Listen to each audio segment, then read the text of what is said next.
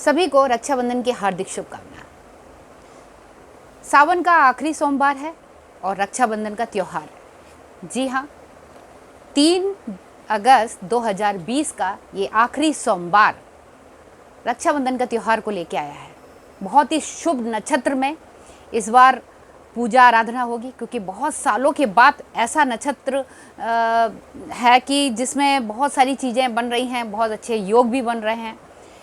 देखिए, एक तो जो है 2 तारीख को शुक्र मिथुन राशि में आ गए हैं और इसके अलावा कर्क राशि में बुध भी आ गए हैं। तो ये दोनों ही यानी बुध आदित्य योग भी बन गया है।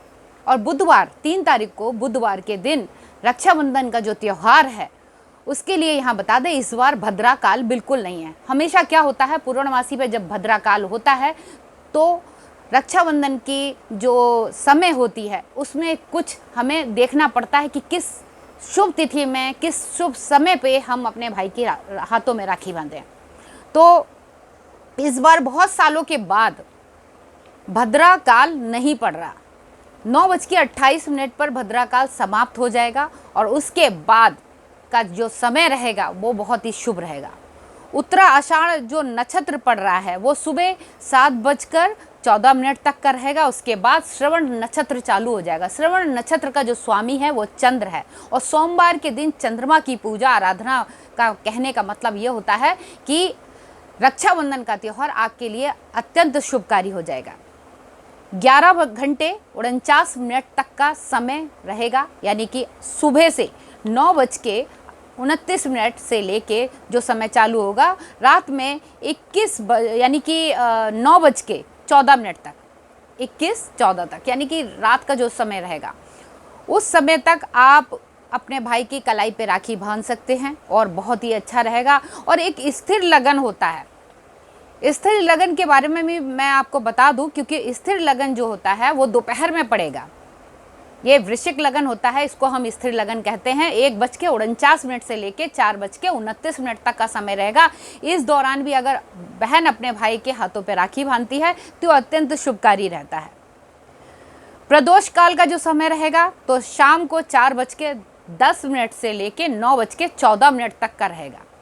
उस दौरान भी आप रक्षाबंधन वाले दिन यानी कि 3 तारीख को आप अगर राखी अपने भाई के हाथों पे बांधते हैं तो अत्यंत शुभकारी रहेगा। सूर्य जो है कर्क राशि में रहेगा और चंद्रमा मकर राशि में रहेगा, इसीलिए बहुत ही अच्छा शुभ समय है जिसमें रक्षाबंधन का त्यौहार मनाया जा रहा है। आखिरी सोमवार है। भगवान भोलेनाथ की कृपा भी सभी भाई बहनों को प्राप्त होगी और ये त्यौहार भी अपने आप में अत्यंत शुभकारी, लाभकारी और मंगलमय रहेगा।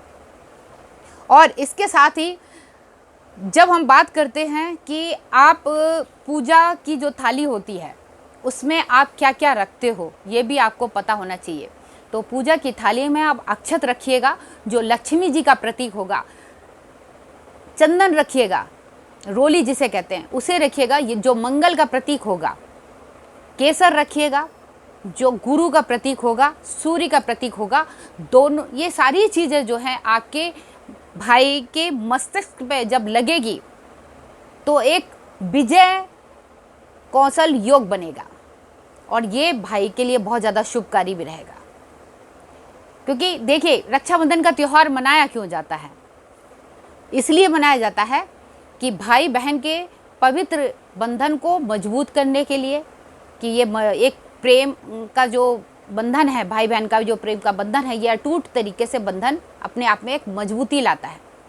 और साथ ही अगर हम इसको पौराणिक कथाओं के अनुसार देखते हैं तो वहाँ पर क्या है, लक्ष्मी जी ने राजा बलि जो बहुत ही दानवीर था उसके हाथों पे जब उन्होंने रक्षा सूत्र बांधा था, राखी बांधी थी, तो बदले में उन्होंने विष्णु जी को मांग लिया था, क्योंकि विष्णु जी को राजा बलि ने अपने पास पाताल लोक में रख लिया था। तो नारद जी ने उनको ये युक्ति सुझाई थी लक्ष्मी जी को, तो उन्होंने राजा बलि के हाथों में जब राखी बांधी तो उन्होंने उपहार स्वरूप बोला था कि आपको क्या चाहिए। तब उन्होंने बोला कि मुझे भगवान विष्णु को आप वापस कर दीजिए। वचनबद्ध राजा बलि ने भगवान विष्णु को, महालक्ष्मी को दे दिया था। तो इसीलिए महालक्ष्मी और विष्णु जी इन सब की जो कृपा है वो भी रक्षाबंधन के दिन आपको प्राप्त होती है, आपके भाई को प्राप्त होती है। ये रक्षाबंधन का जो त्यौहार है, इस बार कोरोना काल जो चल रहा है, कोरोना वायरस के चलते हुए बहुत सारी चीज़ें थोड़ी सी चेंजिंग होगी। कई भाई बहन आपस में दूर रहेंगे, कईयों के भाई इस वायरस के चपेट में आ चुके हैं, तो वो अब नहीं, अगर जीवित हैं तो उनके नाम की राखी जरूर निकालिएगा। भगवान श्री गणेश को सबसे सर्वप्रथम आपने राखी बांधी है, उसके बाद भगवान श्री कृष्ण को बांधिएगा, जिन्होंने द्रौपदी की लाज बचाई थी, उनको भी ये राखी बांधना बहुत ही ज़्यादा उत्तम है।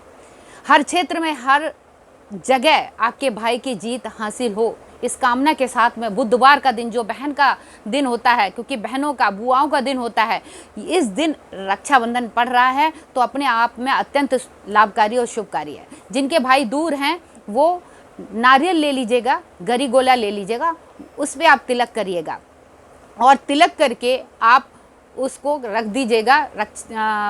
कह सकते हैं कि उसको आप